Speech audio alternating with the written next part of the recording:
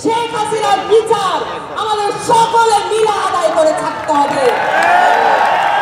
গত বছর এই 3 আগস্টে আমরা একই সাথে এক বুক ভরা আশঙ্কা এবং এক বুক ভরা আশা নিয়ে এই শহীদ মিনারে অবস্থান করছিলাম।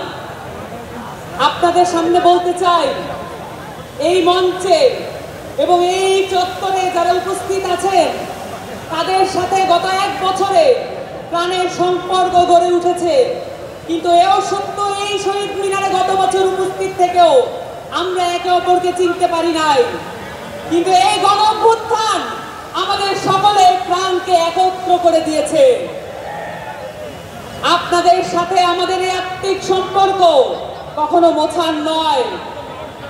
শহীদের আকাঙ্ক্ষা দিয়ে, শহীদ পরিবারের চাওয়া দিয়ে একটি রাজনৈতিক দল হিসেবে এনসিপি গড়ে উঠছে।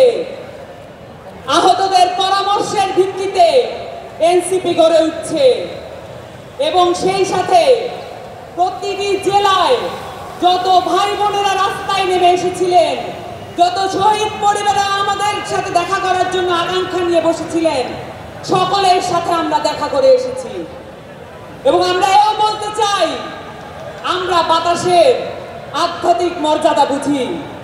প্রতিটি জেলার বাতাস আমাদের গায়ে লেগেছে, প্রতিটি জেলার অভ্যুত্থানের বাতাস গায়ে নিয়ে আজকে আমাদের সামনে আমরা উপস্থিত হয়েছি এবং প্রতিটি জেলার আকাঙ্ক্ষা নিয়ে আপনাদের সামনে আমরা উপস্থিত হয়েছি। এই আকাঙ্ক্ষার ভিত্তিতে এনসিপি গড়ে উঠছে এবং এই আকাঙ্ক্ষার ভিত্তিতে আমাদের ইশতেহার আপনাদের সামনে আজকে প্রেজেন্ট করা হবে। আপনাদেরকে আজকে আমি দুটো বিষয় নিয়ে কথা বলতে চাই। আপনারা জানেন, এই গণঅভ্যুত্থান তৈরি হয়েছিল বাংলাদেশের শিক্ষা ব্যবস্থা এবং সেখান থেকে তৈরি হওয়া ধ্বংসপ্রাপ্ত একটা চাকরি ব্যবস্থান কেন্দ্র করে। বাংলাদেশের যতগুলো লড়াই সংগ্রাম আছে সবকিছু কর্মসংস্থানের ভিত্তিতে হয়েছে এবং শিক্ষা স্বাস্থ্য নিয়ে হয়েছে।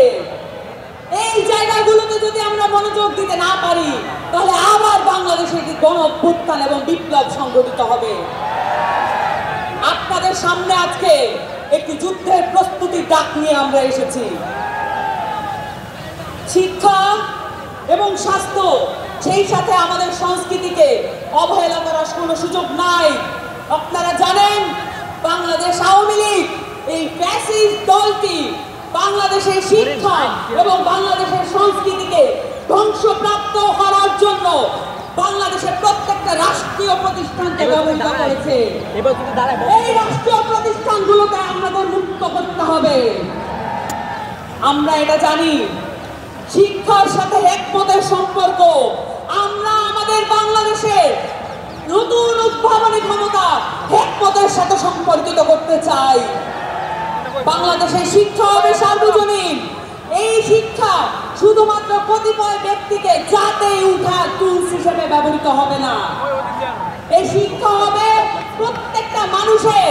ওই পথশিশুর বাবা, যে পথশিশু এই অভ্যুত্থানে নিজের প্রাণ দিয়ে দিয়েছে। আমরা সকলের জন্য সার্বজনীন শিক্ষা ব্যবস্থা আনবো, এই প্রতিজ্ঞা আপনাদের সামনে করছি। এবং সেই সাথে বাংলাদেশের এই আওয়ামী লীগ বাংলাদেশের সংস্কৃতিকে, বাংলাদেশের মাটি ও মানুষের সংস্কৃতিকে ভুলুণ্ঠিত করে এখানে রাষ্ট্রীয় রোশনালে, রাষ্ট্রীয় পৃষ্ঠপোষকতায় আমরা দেখেছি বিদেশের অনেক সংস্কৃতি আমাদের দেশে আনার চেষ্টা করেছে। আমরা দেখেছি বাঙালি জাতীয়তাবাদের নামে বাংলাদেশে একটি এমন সংস্কৃতি গড়ে তোলা হয়েছে যেখানে আমাদের মাইজ ভান্ডারের গান নাই, যেখানে আমাদের আব্দুল করিমরা নাই, যেখানে আমাদের রমেশ শীলরা নাই।